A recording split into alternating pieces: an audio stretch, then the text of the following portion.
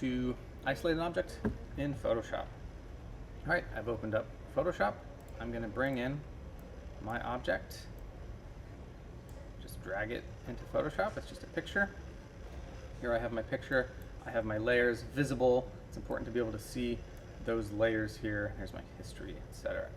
I'm just going to grab the object selection tool, and that's going to find that object and hopefully select it. We're shooting on a white background.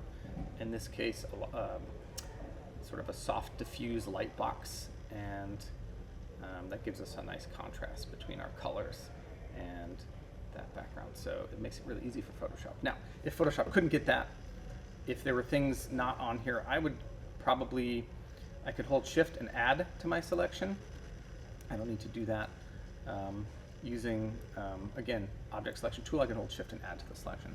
I can also manually remove parts that I draw. So I would usually use the polygonal lasso tool, and I could zoom in, and I could, with that tool, polygonal lasso tool, hold Shift, and whatever I click and drag, it will add. So let's say it had selected that part. I would probably want to remove that part. So we can remove selections as well. So we can add stuff that we want. We can also remove by holding Option. So holding Option when I draw with any of these selection tools, the polygonal lasso tool, the magic wand tool, quick selection tool, the object selection tool, any of the lasso tools. Shift adds to the selection, and Option on a Mac removes from the selection, like that. So if I didn't want this window selected, I could hold Option to remove sort of the inside of this window if I wanted that to be transparent or something. I don't. So now that I have my selection of just the building, I'm just going to hit this mask tool here. Down here in the layers panel, it looks like the Japanese flag in black and white. There it is. Bam. It's completely isolated.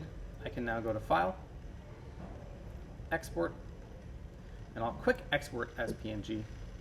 This is going to download an export of this as a transparent PNG, and I'm going to put it in that same folder that I was in. Actually, I'll put it in my exports because it's an export, right? It's not an original document that we're editing. Putting in exports now, it's going to be useful later, so it's a good thing we have that. So I'm going to hit save. Bam. That's how you isolate in Photoshop. Done.